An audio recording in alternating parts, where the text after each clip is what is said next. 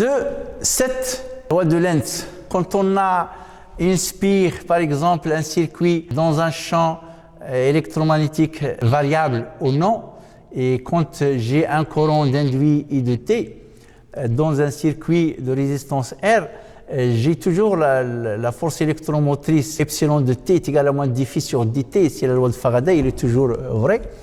J'ai aussi la loi d'Ohm, la variation donc delta V, c'est la force électromotrice qui est dedans ici, c'est R fois I. Et j'ai la force électromotrice, c'est la force électromotrice. J'ai la force électromotrice E de T, epsilon de T est égal à R I de T.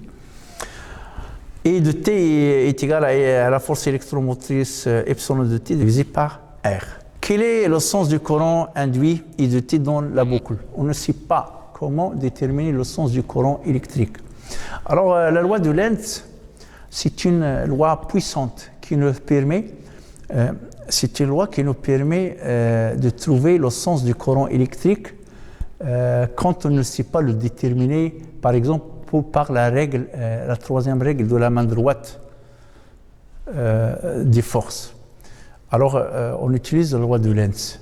Mais toujours, on l'utilise même quand on sait le déterminer avec la troisième règle de la main droite pour les forces.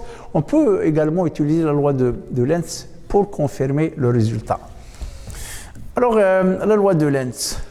Dans le cas de l'expérience numéro 1 du circuit mobile dans un champ magnétique permanent, c'est-à-dire le champ est constant, la spire se déplace. La troisième règle de la main droite permet de déterminer le sens du courant induit dans le circuit filiforme.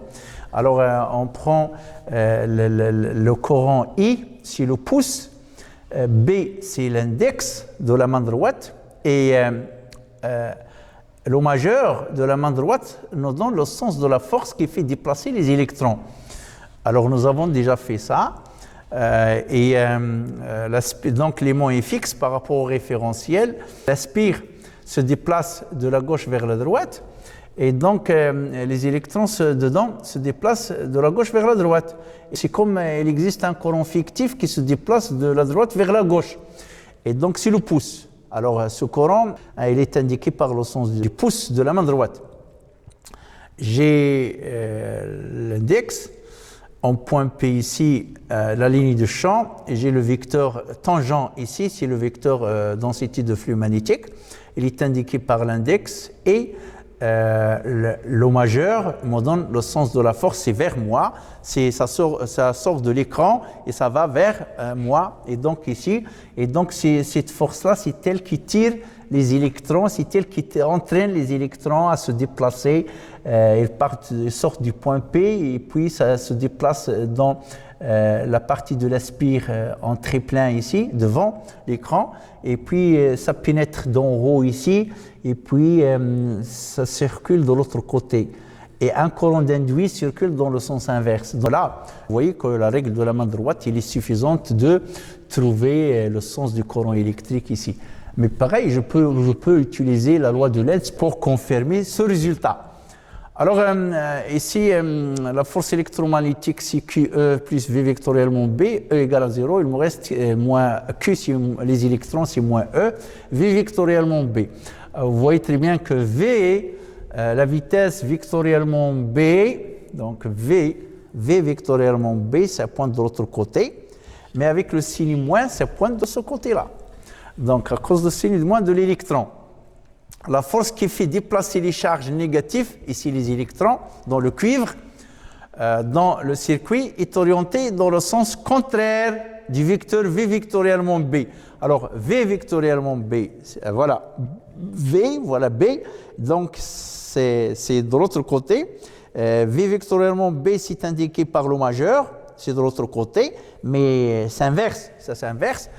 Donc, à cause de moins E, ça s'inverse et ça pointe de ce côté-là. F pointe de ce côté. Et donc, ça tire les électrons, ça entraîne les électrons à se déplacer, ça force les électrons à se déplacer du point P de devant l'écran et ça pénètre d'en haut et puis ça pénètre de l'autre côté en pointillé. Et puisque les électrons circulent dans ce sens de l'autre côté, le courant électrique I induit circule dans le sens inverse à celui des électrons. Dans le cas de l'expérience numéro 2 sur le circuit mobile, champ magnétique variable, V égale à 0, donc ce côté-là de la force magnétique égale à 0, il nous reste F est égal à QE. Il est impossible de déterminer le sens du courant induit avec la troisième règle de la main droite, parce que le circuit est au repos dans l'espace. Dans ce cas, l'utilisation de la loi de Lenz pour déterminer le sens du courant induit dans le circuit s'avère incontournable. Introduction de la loi de Lenz. Le courant électrique induit et de T, ça c'est l'effet, crée un champ magnétique qui, à son tour, crée un flux magnétique qui s'oppose au taux d'accroissement du flux magnétique inducteur, qui est la cause. Donc, la loi de Lenz, c'est une loi de cause à effet. Alors, d'abord, j'ai un champ B magnétique variable, c'est le champ inducteur, c'est la cause. Ça me donne, d'après la loi de Faraday, une variation du flux magnétique. Donc, j'ai le taux d'accroissement du flux inducteur, c'est la cause. D'ici, ça varie. Dt, c'est toujours c'est positif, parce que le temps s'écoule. Donc, le temps passe, et donc T2 moins T1, c'est toujours positif. Un instant T2 moins un instant T1, c'est toujours positif. Le signe de l'accroissement du flux inducteur, et là, le taux d'accroissement, c'est dφ sur dt, dépend du signe de dφ. Si dφ est négatif, le taux d'accroissement est négatif. Si dφ est positif, le taux d'accroissement est positif. Alors, cette variation de flux, ça nous donne une force électromotrice via la loi de Faraday. E de t est égal à moins dφ sur dt. Et ça nous donne un courant électrique d'induit s'il est fait dans le circuit. Et ce courant-là, ça ne crée un champ magnétique d'induit s'il est fait aussi. Et ce champ induit, ça ne crée un flux magnétique induit s'il est fait. Donc de ce côté-là, s'il est fait, tout ça, de là à là, s'il est fait, le courant s'il est fait, B induit s'il est fait, le flux induit, et ça s'il est fait aussi, la force électromotrice induite s'il est fait. Et donc la cause, c'est B et dφ sur dt, c'est la cause. Donc l'effet s'oppose à la cause. L'effet s'oppose à la cause qui crée cet effet. Dφ croît, alors dφ sur dt est positif. Quand je déplace la spire de la gauche vers la droite, le flux croît. dt est positif, dφ est positif. Si le flux croît, si le taux d'accroissement, le taux de variation du flux est positif, c'est que le flux croît. Si le flux croît, la densité de flux magnétique induite va s'opposer au B inducteur. Donc B induit va s'opposer au B inducteur. Le champ inducteur, ça pointe de la droite vers la gauche. Donc le B induit, ça va pointer de la gauche vers la droite. Et si le B induit pointe de la gauche vers la droite, le pouce suit le B induit et le sens de la courbure du doigt va me donner le sens du courant. Et donc le courant, ça vient d'en arrière, ça circule d'en bas vers le haut, d'en arrière. Et puis ici c'est le point d'intersection de la spire, le plan. Et donc le courant, ça circule d'en haut, ça sort d'en haut et ça circule de devant de l'écran. On trouve facilement le sens du courant électrique à l'aide de la loi de Lenz. Dans ce cas, le flux inducteur croît, ce qui fait que le taux d'accroissement du flux dφ sur dt est positif. Donc le champ induit s'oppose au champ inducteur. Alors parfois on utilise le taux de variation de flux. Parfois il y a des gens qui utilisent la variation et laissent tomber dt. La variation de flux est suffisante. Pourquoi? Parce que dt est toujours positif. Si la variation de dt est toujours positive, si on laisse tomber, on ne prend pas le taux d'accroissement parce que le taux, c'est par rapport au temps. C'est une variation d'une grandeur physique par rapport au temps. Alors, si je prends le taux, alors je devrais prendre le dt. Mais si je dis la variation dφ, tout court, c'est suffisant aussi. Il y a des auteurs qui aiment utiliser ça tout court. Loi de Lenz. Vous voyez très bien que ça, c'est le nord-sud. Ça, c'est la spire. Si je si je pousse l'aimant d'en haut vers le bas, plus de lignes de champ rentrent dans l'aspire et donc le flux croît et puisque le flux croît, le B induit doit s'opposer au B inducteur. J'utilise la règle de la main droite, donc le pouce IB et la courbure du doigt me donne le sens de I dans la bobine. Par contre ici, si l'aimant se déplace vers le haut, je tire l'aimant vers le haut, alors de moins en moins de lignes traversent l'aspire, donc le flux baisse, c'est donc diffie et négatif. Ici, diffie est positif, diffie est négatif. Si la variation de flux est négative, alors le flux est en chute, donc le B induit va venir à la rescousse du B inducteur, ils vont s'ajouter pour contrer à cette décroissance de flux. Par contre ici, le B induit va s'opposer à la croissance du flux. Ici, B induit va s'ajouter au B inducteur pour contrer la chute, la décroissance du flux. Et puisque B est comme ça, donc mon pouce suit B, c'est comme dans le cas de la deuxième règle de la main droite pour les bobines, et la courbure du doigt me donne le sens de I. Alors on peut utiliser la loi de Lenz comme ça, qualitativement. On sait de la loi de Lenz. Le flux induit s'oppose au taux d'accroissement du flux inducteur. C'est ça la loi de Lenz. L'utilisation du mot accroissement, du verbe accroître, impose de travailler avec la notion du flux sortant pour que le raisonnement scientifique soit cohérent avec lui-même et compréhensible. Ça, c'est la deuxième règle de la main droite qu'on utilise dans ce cas-là toujours. Le pouce, ça suit B. La courbure du doigt, ça nous donne le sens du courant induit. Alors, on voit bien ici que le nord-sud, si le flux à l'instant T ici est supérieur à 0, et à l'instant T plus delta T, le flux est supérieur à 0 aussi, mais le flux croît. Ici, quand je pousse l'aimant, le flux croît. Si le flux croît, nécessairement, le flux inducteur croît, nécessairement le flux induit doit être négatif pour contrer la croissance du flux inducteur à chaque instant. Le flux inducteur croît en fonction du temps, donc le flux à T plus delta T est supérieur à phi T. Pourquoi? Parce que de plus en plus de lignes de champ pénètrent dans l'aspire. Et donc l'intensité, ça se mesure par la densité de lignes. Plus le nombre de lignes de champ est important, plus la grandeur de la densité du champ magnétique est importante. Alors, phi de T plus delta T est plus grand que phi de T. Si phi T croît, alors d phi sur dt est supérieur à 0. Et on voit très bien que le B induit doit, dans ce cas-là, le flux croît. Donc, le B induit doit se pointer dans le sens inverse du B inducteur.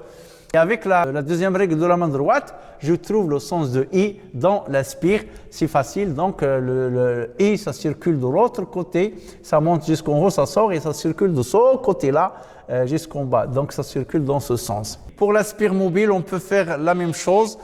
Si l'aspire recule, le flux décroît, et si le flux décroît, le B induit s'ajoute à B à chaque instant. Et j'utilise la règle de la main droite.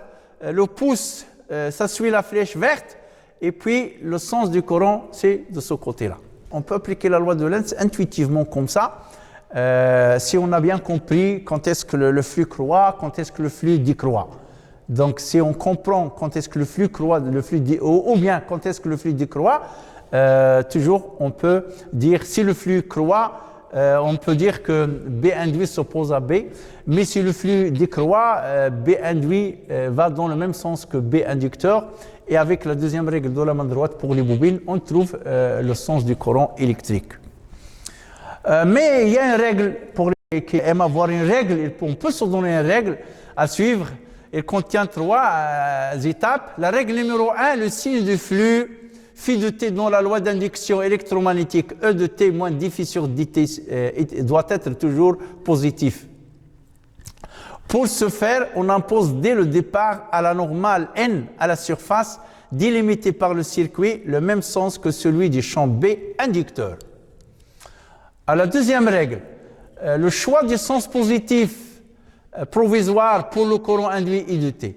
d'ores et déjà, le sens de la normale N à la surface impose veut, ne veut pas, positif au circuit, en utilisant la deuxième règle de la main droite pour les bobines avec le pouce indiquant le sens de N et la courbure du doigt, le sens positif provisoire du courant induit I de T. Alors N, ça va m'indiquer le pouce, ça suit N ici, et donc la courbure du doigt, ça me donne le sens provisoire du courant. La règle numéro 3, on a recours à la loi d'Ohm. La force électromotrice E de T est égale à R fois I de T qui est supérieur à 0. Toujours ça supérieur à 0. Dû au fait que R est supérieur à 0 et le courant est supérieur à 0. Si d de phi sur dt, si le taux d'accroissement de flux est inférieur à 0, alors la force électromotrice E de T qui est égale à moins d phi sur dt supérieur à 0, le sens positif placé sur le circuit à la règle numéro 2 est effectivement celui du courant induit I de T, donc c'est le bon sens du courant. C'est bon. Sinon, si d de phi sur dt est positif, alors la FEM E de T est égal à moins d phi sur dt est inférieur à 0. Le courant induit I de T circule dans le sens contraire au sens positif placé sur le circuit. On corrige dans ce cas pour avoir cette condition-là toujours. On corrige en changeant le sens positif placé à l'étape 2 sur le circuit dans le sens contraire. Alors, exemple, on va revenir sur l'expérience 2, circuit immobile, champ magnétique variable, l'indication de Newman.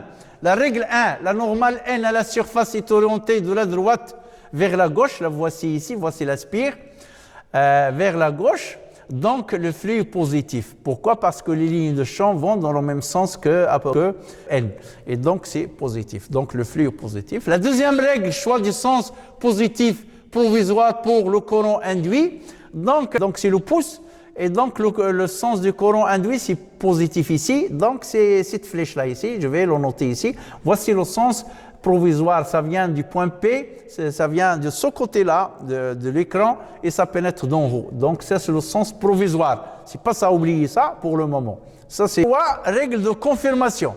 d phi sur dt supérieur à 0, alors la force électromotrice E de T qui est égale à moins d phi sur dt est négatif. Pourquoi? Parce que d phi sur dt est positif, ça veut dire que d phi est positif. Ça veut dire que quand l'aimant se déplace de la gauche vers la gauche avec la vitesse v, il y a plus en plus de lignes qui pénètrent dans la spire et donc le flux croît. Et si le flux croît, le flux à l'instant t plus delta t est plus grand que le flux à l'instant t, donc d phi est positif, ce qui fait que le taux d'accroissement est positif. Alors, la force électromotrice E de t est égale à moins, il y a moins ici, moins d phi sur dt est négatif, donc le courant induit I de t circule dans la spire dans le sens contraire au sens positif choisi à l'étape 2. On corrige donc en inversant ce sens, donc on inverse et on a ce courant-là que nous avons. On va revenir sur un exercice UTD ou bien des exercices pour voir comment ça fonctionne. On va faire des exercices sur l'induction électromagnétique. Terminer le chapitre 2 sur l'induction électromagnétique. Merci, à la prochaine.